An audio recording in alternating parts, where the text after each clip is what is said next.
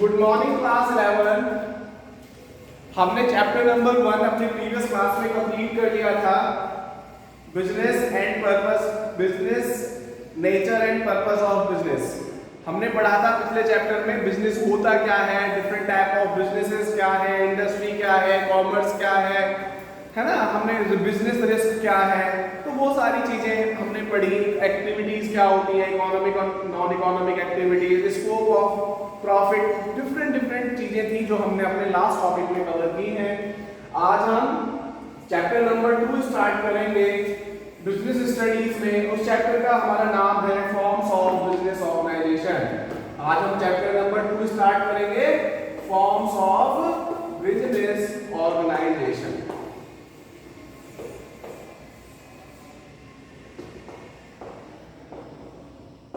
देखो बच्चों, फॉर्म्स का मतलब होता क्या है, what do you mean from the forms of business organisation.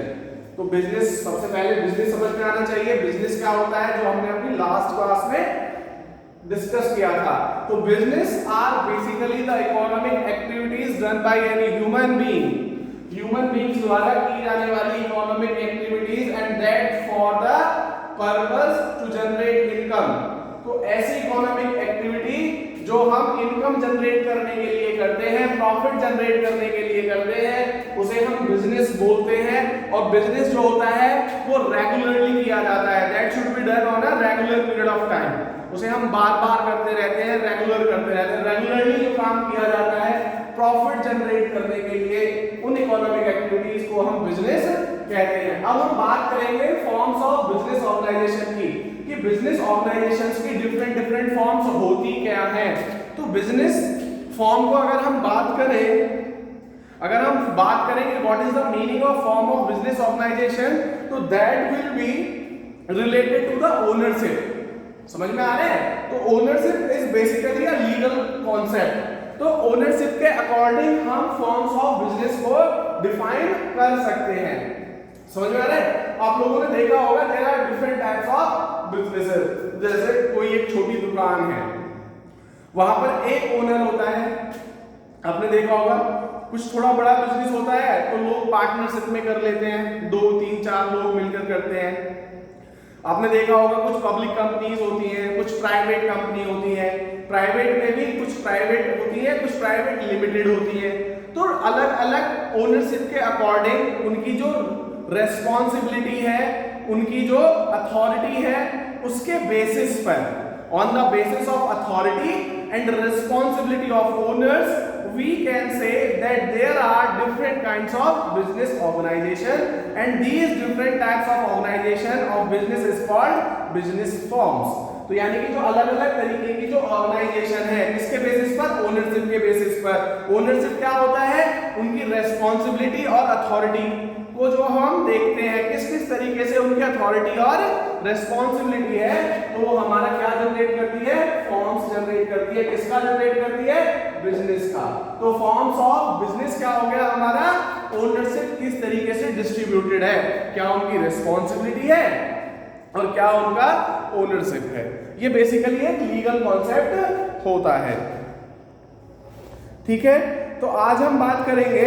तो अगर हम देखें तो बिजनेस की जो फॉर्म होती है वो 3 फॉर्म होती है। एक होता है हमारे पास प्राइवेट सेक्टर, दूसरा होता है पब्लिक सेक्टर, और तीसरा होता है हमारे पास जॉइंट सेक्टर। जॉइंट का मतलब होता है प्राइवेट और पब्लिक मिलकर काम करते हैं, इसे पीपीपी मॉडल बोलते हैं। चलिए आज हम इसको धीरे धीरे आगे स्टडी करते जाएंगे और इसको समझने की कोशिश करेंगे।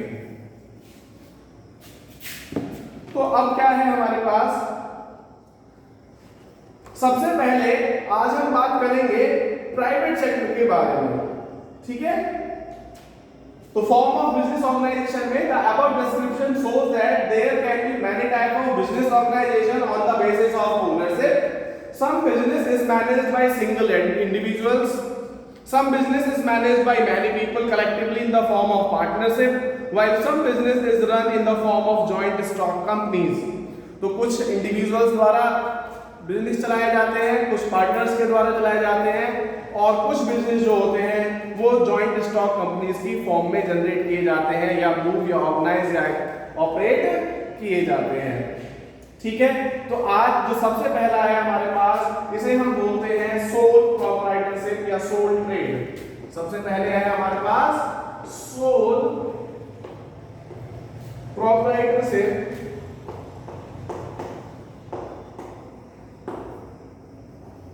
सोल प्रोप्राइटरशिप या इसे हम सोल ट्रेड भी बोलते हैं। इसको हम सोल ट्रेड भी कहते हैं। सोल प्रोप्राइटरशिप, सोल प्रोप्राइटरशिप या सोल ट्रेड। आपने देखा होता है जहां पर एक इंडिविजुअल, यहां पर एक इंडिविजुअल एंटरप्रेन्योर होता है, एक इंडिविजुअल ओनर होता है जो सारे ऑपरेशंस को मैनेज करता है। जैसे एक छोटी दुकान अगर हम कोई खोल लें या कोई छोटा बिजनेस कर ले, उसे हम सोल प्रोप्राइटरशिप कहते हैं। इसमें 100% ownership, 100% control with remains with the owner only, with the proprietor only.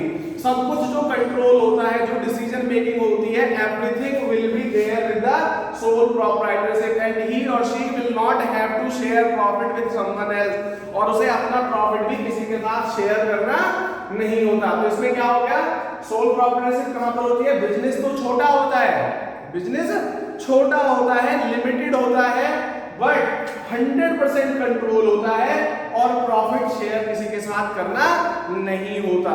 तो यहां पर इसको हम सोल प्रोप्राइटरशिप कहते हैं। ये चीज आपको समझ में आ गई होगी।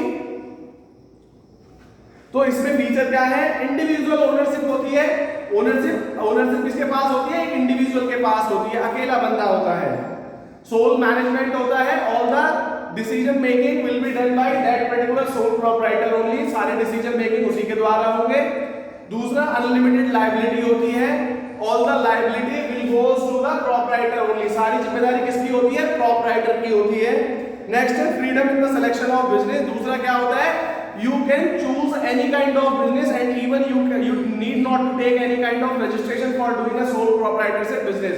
जो sole proprietorship business होते हैं इसमें कोई registration नहीं होता, किसी भी तरीके का business आप choose कर सकते हैं, whatever business, but that should be legal one. ऐसा नहीं है आप चोरी करना स्टार्ट कर देंगे। समझ में आ रहा है बच्चों कि सर आपने तो कहा था कोई भी बिजनेस कर सकते हैं, कल को कोई गैम्बलिंग करना स्टार्ट कर दे, कोई जुआ खाना चला ले, कोई चोरी करना शुरू कर दे, कोई शराब की दुकान खोल ले, नहीं। These are some illegal, unethical businesses and that should not be valid and that should not be that should not be allowed by the government. तो ऐसे बिजनेस जिनको गवर्नमेंट अलाउ करती है, ऐसे बिजनेस जो एथिकल होते हैं, वो बिजनेस आप कर सकते हैं सोल प्रोप्राइटरशिप के अंडर में। और यहाँ पर बहुत सारे फ्रीडम्स आपको मिलते हैं, डिसीजन मेकिंग की छूट मिलती है, सीक्रेसी होती है, you need not to share your plan with someone else. आप यहाँ पे सीक्रेसी 100% है, आपके सारे प्लान आपके पास से रहेंगे, आप अपने बिजनेस को जैसे रन करना चाहे ऐसे रन करेंगे, आपको अपना प्लान किसी के साथ शेयर करने की जरूरत नहीं होती। No separate legal entity of the business, और इसमें सेपरेट लीगल एंटिटी नहीं होती, यानी कि जो बिजनेस होता है और जो ओनरशिप होती है कंबाइंड रहते हैं, एक साथ रहते हैं। जबकि जो अलग फर्म्स, जो दूसरी टाइप की जो बिजनेस ऑर्गेनाइजेशन है, वो बिजनेस उसमें एक सोल प्रोप्राइटर होता है, वहां पर जो बिजनेस है that becomes a individual entity. Next है हमारे पास अनडिवाइडेड रिस्क। इसमें जो रिस्क होता है 100% remains with the sole proprietorship only, कोई भी यहाँ पर रिस्क शेयर नहीं करता। और नेक्स्ट है suitable for some special form of businesses, और ये केवल सुटेबल होता है कुछ पर्टिकुलर फॉर्म्स के लिए। समझ में आ गया होगा बच्चों। अब क्या मेरिट्स है? मेरिट क्या क्या फायदे होते हैं इसके? सबसे पहला है quick decision, you need not to share anything with someone else and you need not to wait for anything from others. दूसरों को ना वेट करना है, ना दूसरों से सलाह करनी है, ना मशवरा करना है, whatever have to do you have to do only things. तो सब कुछ काम किसको करना है? प्रोप्राइटर को करना है, बिजनेस ओनर को करना है। इसलिए यहाँ पर जो डिसीजन होते हैं वो क्विक होते हैं, फास्ट होते हैं। नेक्स्ट है बेनिफिट ऑफ सीक्रेसी, जैसा आप चाहें उस तरीके से आप बिजनेस कर सकते हैं। You need not to share your plans, you need not to open your plans, whatever strategy you follow you will get result out of that. जो स्ट्रेटजी आप फॉलो करेंगे, जैसे आप कॉम्पीट करना चाहें वैसे कॉम्पीट कर सकते हैं और उसी तरीके के रिजल्ट आपको मिलते हैं। डायरेक्ट मोटिवेशन होता है, क्योंकि यहाँ पर जो प्रॉफिट होता है that is not going to share with someone else. ये जो प्रॉफिट है आप किसी के साथ शेयर नहीं करेंगे, तो जितनी मेहनत आप करेंगे उतना प्रॉफिट अर्न करेंगे, तो that will become a motivation for you for working. जितना काम उतना प्रॉफिट, इसलिए लोग हमेशा मोटिवेटेड रहते हैं काम करने के लिए। नेक्स्ट है पर्सनल कंट्रोल होता है, 100% कंट्रोल होता है आपके हाथों में। आप जैसा चाहें, जिस तरीके से चाहें अपने बिजनेस को रन कर सकते हैं। नेक्स्ट है इजी फॉर्मेशन। इजी फॉर्मेशन इसलिए है because you need not to get any kind of license or registration for doing this particular business. It is very easy to establish sole trade because there is no need to observe any legal formalities to start it. और जब चाहें आप इसे शुरू कर सकते हैं और आप जब चाहें आप इसे बंद कर सकते हैं, किसी को इन्फॉर्म करने की रिक्वायरमेंट आपको नहीं होती। अब लिमिटेशन क्या है इसकी? देखो फायदे तो हैं लेकिन इसकी कुछ डिमेरिट्स भी हैं, कुछ इसके नुकसान भी हैं। लिमिटेड रिसोर्सेज होते हैं, जो इंडिविजुअल होता है उसके पास जो रिसोर्स होते हैं वो लिमिटेड होते हैं, तो यहाँ पर expansion of business is not possible. यहाँ पर आप बड़ा बिजनेस नहीं कर सकते क्योंकि जो एक पर्टिकुलर पर्सन होता है उसकी एफिशिएंसी लिमिटेड होती है, उसका जो एफिशिएंसी है वो लिमिटेड होगी, तो वो एक पर्टिकुलर लेवल तक काम कर सकता है, उसके पास जो रिसोर्सेज होते हैं वो लिमिटेड होते हैं, तो यहाँ पर जो हमारे पास जो साइज ऑफ बिजनेस होगा वो लिमिटेड होगा।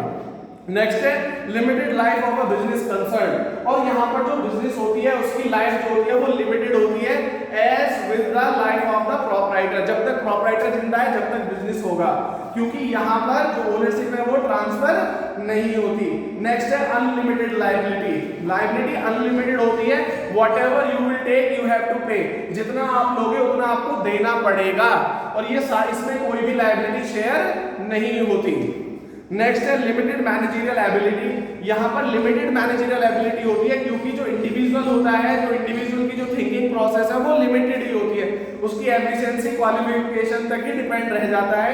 इसलिए यहाँ पर क्या होता है, यहाँ पर जो मैनेजरियल क्वालिटी है, जो मैनेजरियल एबिलिटी है वो लिमिटेड होती है। तो बच्चों आज हमने प्रोप्राइटरशिप के बारे में पढ़ा, तो अगर प्रोप्राइटर से रिलेटेड आपको कोई प्रॉब्लम है, सोल प्रोप्राइटरशिप फर्म से रिलेटेड, मैरिट डिमेरिट लिमिटेशन जो भी कोई भी अगर आपको प्रॉब्लम आती है तो मेरा व्हाट्सएप नंबर है 9871331793। आप मुझे इस पर कांटेक्ट कर सकते हैं, you can discuss any kind of problem with me.